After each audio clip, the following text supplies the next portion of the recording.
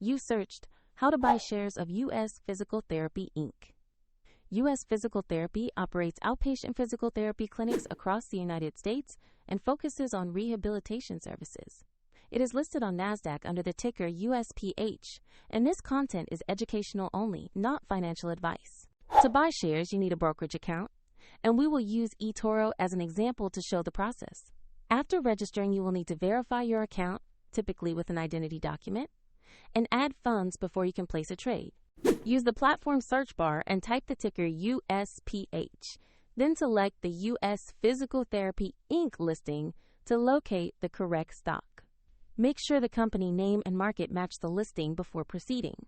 On the stock page, you will see basic company information and a price chart to review recent movement.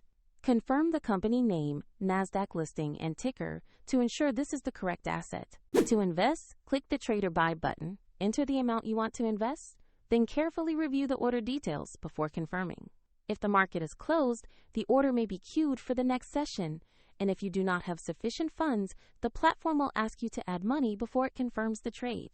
After execution, your position will appear in your portfolio where you can monitor it.